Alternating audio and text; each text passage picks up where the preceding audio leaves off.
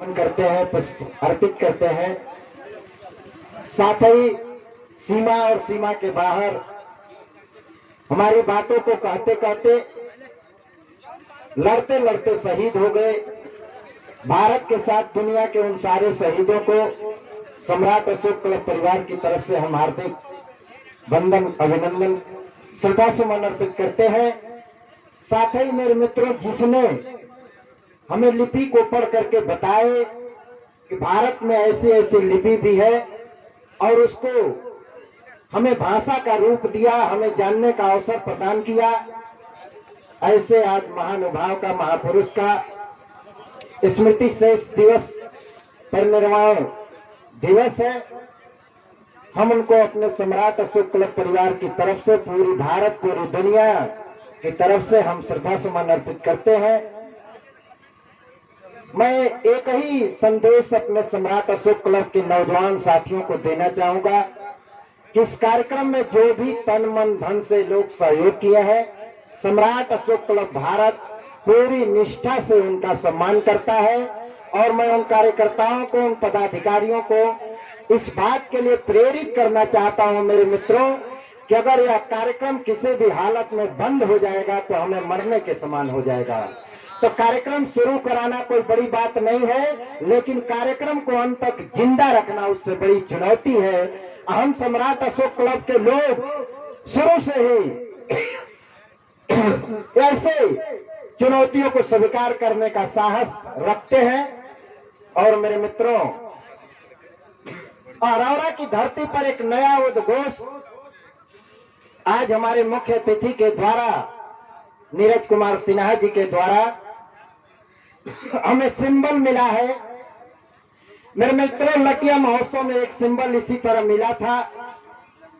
राजन शुक्ला जिलाधिकारी थे, काफी बारिश हो चुकी थी, चारों तरफ पानी से भर गया था, लेकिन वो जिलाधिकारी महोदय जब आए, उन्होंने मन से कहा कि मुझे पता नहीं है कि आपका उद्देश्य क्या है, लेकिन आपके साहस को देख करके मुझे जरूर लगता है कि इन विपरीत परिस्थितियों में मुझे जिलाधिकारी हुए 17 साल हो गए, लेकिन ऐसा कार्यक्रम, इतना विपरीत परिस्थितियों में मैंने कार्यक्रम अपने जीवन में पहली बार देख रहा हूं। और मैं आपको यह सजेस्ट देता हूं कि इस उद्देश्य से भटकिएगा नहीं। चाहे आज की शाम भले किसी की होगी, लेकिन कल की सुबह तुम्हारी होगी, कल की सुबह तुम्हारी होगी। मेरे मित्रों, एक नई ऊर्जा हमारे रगों में दौड़ी और हमने भारत देश की राष्ट्रीयता को जिंदा रखने के लिए तन मन धन और तन्मयता से शुरू से काम कर रहे और ऊर्जा मिला। और मेरे मित्रों, ऐतिहासिक धरती, इस अरौरा की धरती पर कोई ऐसे व्यक्ति से हमें ये ऊर्जा पुनः दोबारा नहीं मिली है। एक ऐसे व्यक्ति जो पूरा तत्वविद का ज्ञाता है, वो उसके डॉक्टर है, उनके जांचने से हमारी काफी जची हुई है और उन्होंने जांच करके बता दिया कि आप अपने उद्देश्य से भटकिएगा नहीं और ऐसे विषय को लेकर के चल रहे हैं। और बताने का साहस प्रदान किया है, सत्यता, कि मेरे जीवन काल में कोई सामाजिक संगठन, कोई राष्ट्रीय जागरूकता का संगठन अगर पहली बार मुझे जीवन में इस तरह वक्तव्य देने के लिए यहाँ आमंत्रित किया है।